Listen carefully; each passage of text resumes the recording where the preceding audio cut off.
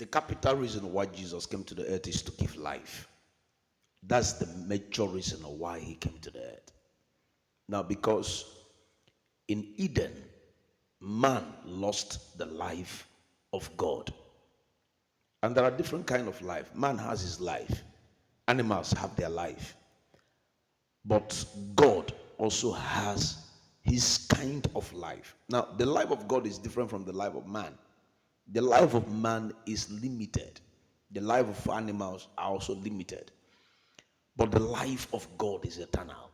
That is the reason why Jesus came to give life. He came to give eternal life. And that eternal life is Zoe. It means an unending life. Now, every man on earth have lost that life in Adam. Now, the reason why Jesus came is to give us this life back, because this is the only life that man can live on earth and be able to represent God the way God wants to be represented. Any other life that man is living on earth that is outside the life of God cannot be able to represent God. Now, Jesus wouldn't have given us this life if he didn't have it. That is why he had to receive this life from God before he came to give it to us. Now, if you look at John chapter 5, verse number 26, the Bible said, "For as the Father had life in himself, so had he given to the Son to have life in himself."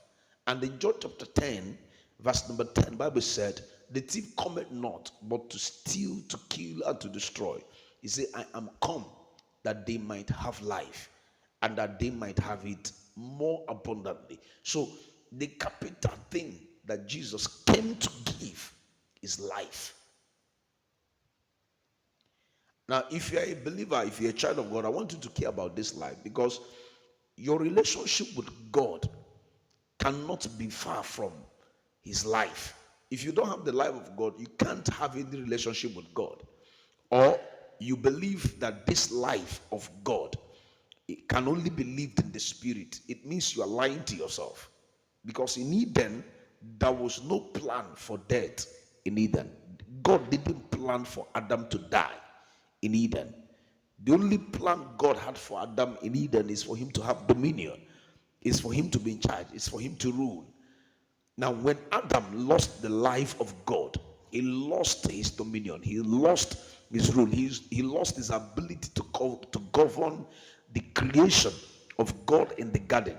Now, Jesus came to give us back this life. And this life is eternal life. This life is immortal life. And it's expected of those that have received this life through Jesus to live out this life. The glory of every spirit is to have men that will live out their life on earth. Now, the reason why you look at somebody and say this person is a witch or this person is a wizard is because they are living out the life of the spirit in them. Now, if God is in you, if God is part of you, if God is part of your life, or if you have the life of God, you are expected to live it out. That life is different from the life of man. You will know that this man is not living an ordinary life. Because what happens to men is not expected to happen to men and women that have the life of God. The life of God is not made subject to natural occurrence. It's not made subject to situations and challenges of life. Men with God's life live above situations. They live above challenges. Things that happen to men don't happen to them. I want you to know the kind of life that you have received in your new birth. That life is not a natural life. That life is God's kind of life. It's a life of immortality. It's a life that is eternal. It's a life that is protected. It's a life that is preserved.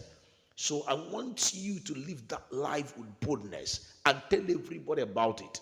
Any life you have that you don't tell people about, that life does not exist. If you have the life of God, I want you to tell people about it, because anybody that will know you through the kind of life that you are living. And I want to ask you again, do you know the kind of life you have? And do you know how that life should be lived?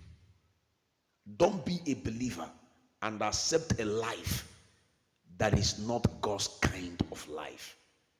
God's kind of life is a Zoe life, is eternal life, is an immortal life, is an unending life, is a life that can't die. Bible said it was impossible for the pain of death to keep Jesus, because Jesus had the life of God. Now, if death couldn't keep Jesus, it means that death can kill you if you have the life of God. God bless you.